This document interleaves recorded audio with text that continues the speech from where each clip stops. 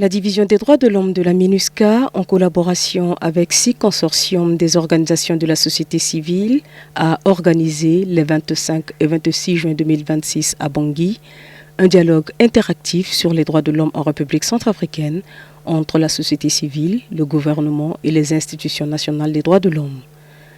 Cet atelier a pour objectif de créer des discussions les plus productives possibles à partir des thématiques qui sont importantes à la promotion et à la protection des droits de l'homme.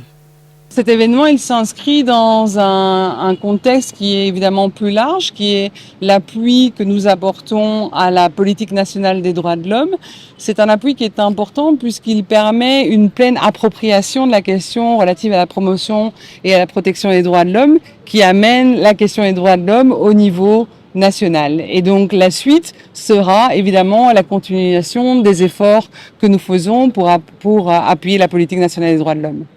Le chargé de mission en matière des droits de l'homme, représentant du ministre d'État à la justice, apprécie à sa juste valeur l'initiative, tout en remerciant la MINUSCA pour son appui constant en faveur des droits humains.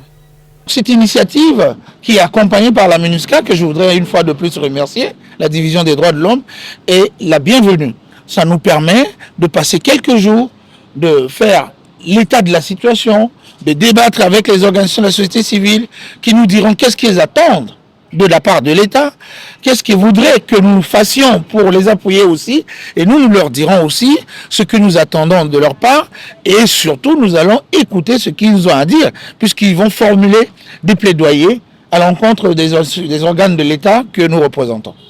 Cette initiative s'inscrit dans le soutien de la MINUSCA à instaurer un dialogue permanent entre la société civile, le gouvernement et les institutions nationales des droits de l'homme et à mettre en œuvre son mandat.